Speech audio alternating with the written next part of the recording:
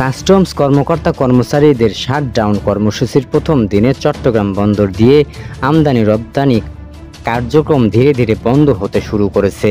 শনিবার 28 জুন সকাল 6টা থেকে এই কর্মসূচি শুরু হওয়ার পর বন্দর থেকে পণ্য খালাস কার্যক্রম প্রায় বন্ধ হয়েছে। আমদানি রপ্তানি পণ্যের শুল্ক আয়তন বন্ধ হয়ে গেছে। তবে এখন পর্যন্ত জাহাজ থেকে কন্টেইনার ওঠানো নামানো পর্যায়ক্রমে চালু রয়েছে, কারণ এসব জাহাজের নিবন্ধন সহ অন্যান্য কার্যক্রমে অনুমোদনের আগেই হয়েছে। তবে নতুন আসা যেসব জাহাজের নিবন্ধন হয়নি সেগুলো জেটিতে ভেড়ানোর সুযোগ থাকবে না, অর্থাৎ কর্মসূচি অব্যাহত থাকলেও পুরো বন্দর অচল হয়ে পড়বে। চট্টগ্রাম বন্দর দিয়ে আমদানি রপ্তানি শুল্ক আইন থেকে খালাস পর্যন্ত সব কার্যক্রম কাস্টমসের অনুমোদন হয়। কাস্টমসের অনুমোদন ছাড়া এসব কার্যক্রমের কোনোটি বন্ধ হয় না। ফলে কাস্টমসের কার্যক্রম বন্ধ হলে বন্দরের কার্যক্রম বন্ধ হয়ে যায়। জানতে চাইলে সুইজারল্যান্ড ভিত্তিক জাহাজ কোম্পানির মেডিটেরিয়ান শিপিং কোম্পানির head of operation and logistic Ajmer Hossain Chowdhury বলেন, আগের অনুমোদন থাকা জেটিতে জাহাজ থেকে কন্টেইনার ওঠান নামানো কাজ চলছে। তবে রপ্তানি শুল্কায়নে না হলে পণ্য রপ্তানি করা যাবে না। আবার যেসব জাহাজ এখনো নিবন্ধন হয়নি সেগুলোতে কন্টেইনার ওঠানামা করা যাবে। সব পক্ষের অংশগ্রহণের ভিত্তিতে রাজস্ব খাতের সংস্কার ও জাতীয় রাজস্ব বোর্ডের এনবিআর অপসারণের দাবিতে আজ থেকে সারা দেশের শুল্ক কর কার্যালয়ে লাগাতার শাটডাউন কর্মসূচি শুরু হয়। এতে সবচেয়ে বেশি প্রভাব পড়েছে চট্টগ্রাম বন্দরে, কারণ আমদানি রপ্তানি পণ্যের সিংহভাগ এই বন্দর দিয়ে আনা নেওয়া হয়।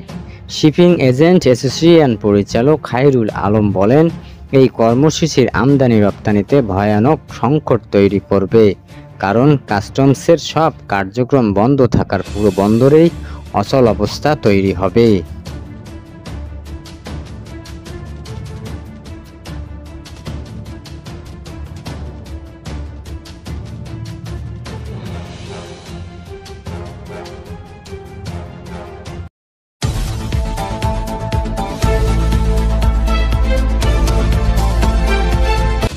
পারমাণবিক ইস্যুতে যুক্তরাষ্ট্রের সঙ্গে আলোচনা শুরুর কোনো পরিকল্পনা নেই বলে জানিয়েছেন ইরানের পররাষ্ট্রমন্ত্রী আব্বাস আরাগচি।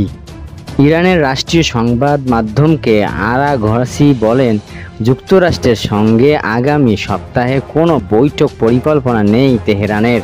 তিনি বলেন, ওয়াশিংটন তেহরানের উপর ইসরায়েলি আক্রমণকে সমর্থন করেছিল এবং শেষ পর্যন্ত ইরানের পারমাণবিক স্থাপনার ওপর তারা হামলা চালিয়েছিল, যদিও ইরান আমেরিকার সঙ্গে আলোচনায় জড়িত ছিল। তিনি আরও জানান, পূর্বের 5 দফায় আলোচনার ব্যর্থ হয়েছে। পারমাণবিক স্থাপনার ব্যাপক ক্ষতির পর এখন পরিস্থিতি নতুন করে বিশ্লেষণ করে কূটনীতিক পথ নির্ধারণ করবে ইরান।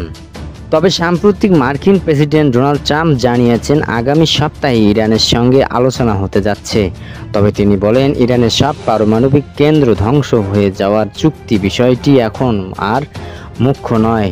ট্রাম্পের দাবি, মার্কিন বিমান হামলার পর ইসরায়েলি গুপ্তচররা ইরানের ফোর্দো পারমাণবিক কেন্দ্রে গিয়ে দেখেছে স্থাপনাটি সম্পূর্ণ ধ্বংস হয়েছে। তবে ইরানের সর্বোচ্চ নেতা আয়াতুল্লাহ আলী খামেনি এই হামলাকে ব্যর্থ উল্লেখ করে বলেন, যুক্তরাষ্ট্র কিছুই অর্জন করতে পারেনি, বরং ইরানের ওপর হামলা চালিয়ে মুখ রক্ষা করতে চেয়েছে। আমেরিকার মুখে ইরান থাপ্পড় মেরেছে বলে দাবি করেন তিনি। এদিকে সংঘাত নিরসনের কূটনৈতিক প্রচেষ্টার প্রতিশ্রুতি দিয়েছে ইউরোপীয় ইউনিয়ন। একই সঙ্গে তারা বলেছে, ইরান কখনো পারমাণবিক অস্ত্র অর্জন করতে পারবে না।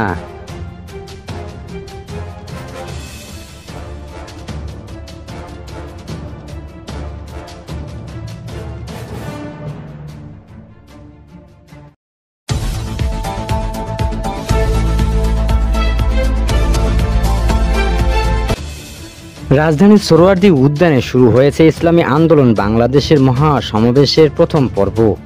আজ 10টার কোরআন তেলাওয়াতের মাধ্যমে এই সমাবেশ শুরু হয়। এক সংবাদ বিজ্ঞপ্তিতে ইসলামী আন্দোলন জানায়, আনুষ্ঠানিকভাবে দুপুর 2টায় শুরু হওয়ার কথা থাকলেও সকাল থেকে সারা দেশ থেকে আগত নেতাকর্মী উপস্থিতিতে সোহরাওয়ার্দী উদ্যানে মূল মাঠ পরিপূর্ণ হয়ে যায়। পরে সকাল 10টায় মহাসমাবেশের প্রথম পর্ব শুরু হয়। আজকের মহাসমাবেশে সংখ্যানুপাতিকের পদ্ধতিতে পক্ষের সবগুলো রাজনৈতিক দলের নেতারা উপস্থিত হবেন বলে আশা করেছিল ইসলামী আন্দোলন বাংলাদেশ। এর আগে দলটির যুগ্ম মহাসচিব ও মুখপাত্র গাজী আতাউর রহমান বলেন, ফ্যাসিবাদ বিরোধী আন্দোলনের অংশ নেওয়ার প্রায় সব রাজনৈতিক দলের নেতাদের মহাসমাবেশে আমন্ত্রণ জানানো হয়েছে। তারা উৎসাহের সঙ্গে তা গ্রহণ করেছে। আশা করছি এই সমাবেশ জাতীয় নেতাদের মিলন মেলাতে হতে যাচ্ছে। তবে বিএনপিকে আমন্ত্রণ জানানো হয়নি বলে জানা গেছে।